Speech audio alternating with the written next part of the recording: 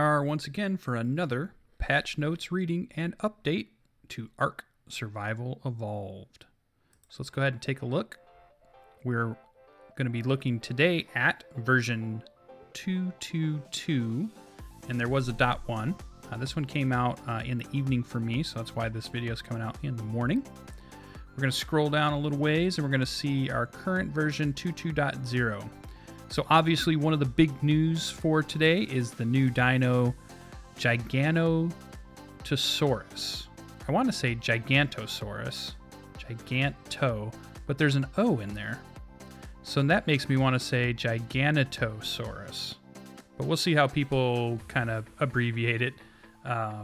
You know how people are with dinosaur names. New items. This is a big one for me. Metal sword, wood shield, metal shield, riot shield. This is kind of cool. I don't know what the mechanics are going to be for this yet.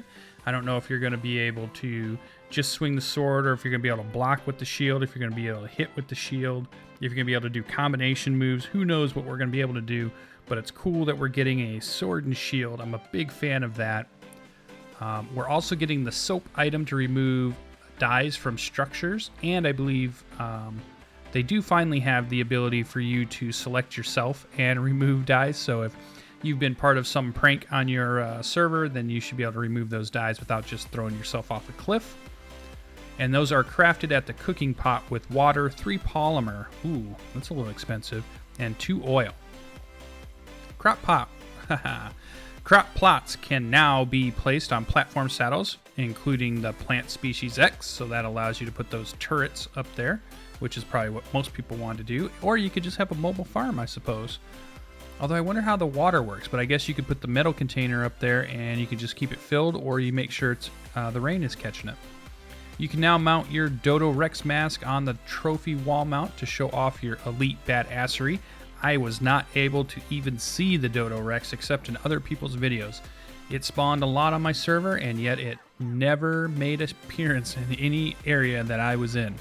So I do not have a trophy, and I am not part of the elite badassery. Key lighting, memory, and CPU performance optimizations. Now this is a small little sentence that sometimes can mean big things, and I hope this means a good frame rate increase, because it seems like we've been seeing a little bit of decrease lately, but that could just be, you know, as they continue to optimize, we'll see better and better frame rates. In a tribe, players can no longer pick up structures that they do not have demolish rights to or for. I didn't know that they could do that, but apparently that's been a problem and is now fixed. Fixed a bug with personally owned admin-only demolish setting in the tribe governance area. Structured tribe governance settings, as we can see, where non-admins could demolish structures that were built before the settings were applied. So it looks like when you change that setting, it retroactively affects all of the structures so that only admins that are set in the tribe can do the demolish function.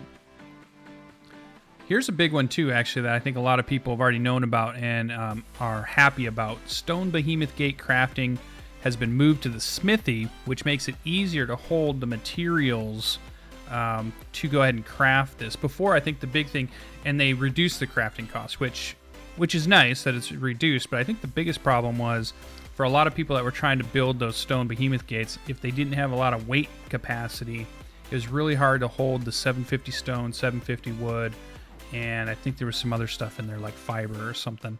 And so it got so heavy that you couldn't even hold it in your inventory to even try to build one, let alone build 2 or 3 or 4. Now that it's in the smithy, which seems to have a pretty much unlimited weight limit, just as long as you have enough slots to put the materials in, makes it a little easier to go ahead and build those gates. It does mean that if you're out in the world building fences and stuff, you're going to need a smithy nearby to go ahead and build those, or bring all your materials to a smithy, but that's where those mobile bases come in. That's what I use them for. Added a server option for cooldown period on structure repair from the last time damage, set to 180 seconds by default, and that is set in the INI shooter game mode. Structure damage repair cooldown equals 0 to disable it. I'm assuming what this is for the PvP servers mostly, where you're having a fight between 2 tribes and they're trying to make that a little bit more balanced as far as, you know, a structure getting hit but then somebody constantly repairing it non-stop. So they probably want to make sure that an attacking tribe actually has a chance of trying to break something down. It still may not be easy, but it might be a little bit more doable than it was before. Server option to allow locking all item containers and enable it on our PvE servers. Command line, force all structure locking equal true to enable it. I think what that is for is that all item containers originally were unlocked by default, unless you put the pin code on them, so that if you were dropping a box down in the world, somebody could just walk over and open it. So I'm guessing they're kind of changing that to be by default locked, so that people can't just rummage through it, I'm guessing. Server option to allow auto destroy structures after sufficient no nearby tribe time has passed. Defined as a multiplier of the allow claim period.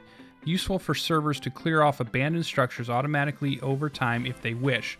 Command line, auto destroy old structures multiplier equals 1.0 to enable it. I kind of wonder what this is, no nearby tribe. I mean, there are a few buildings on my server that I wonder if I enabled this, would they go away, or would we lose something that we don't want to lose? Like maybe somebody's other base that they haven't been to for a day or two. You know, what does this really mean by how much time has passed? Defined as a multiplier of the allow claim period, which I don't know what the allow claim period is. I'm gonna have to find out a little bit more information about that before I enable it on my server, but you might want to enable it on your server if you got a lot of abandoned structures that nobody seems to be using. There was a quick patch after that, the 2.2.1, so while we're here, we'll go ahead and take a look at it. Fixed missing engrams on structures and players, so obviously when 2.2.2 came in, some engrams and structures went missing. Fix the missing DodoRex Mask if you put it on, I'm assuming, the trophy wall. So now you could put it on the trophy wall, but maybe it disappeared or went invisible or something. They're saying if you lost it, just go ahead and have them give it to you with the giveitemnum. And fixed a startup crash that could occur if using AutoDestroyOldStructuresMultiplier. So that has been fixed. Those are your version 2.2.0, or would that be 2.2.2.0? Look for those big things. We've got a new dinosaur in, we've got sword and shields in, we've got a lower rate for building behemoth gates, we've got some optimizations in there. We got a lot of stuff going on in this, and this is just after a big update of Halloween, and I'm guessing the Halloween update is gone, so no more DodoRex, but we'll see if they left anything else in, like skeletal Rexes or any of that. That stuff might be done now. Bats might be back in caves, spiders might be back in caves. We'll have to do some testing and seeing what's happening out on those servers. So we'll catch you in the next one. Thank you for joining for these patch note readings, as always, and we hope to see you in the next video. Bye-bye.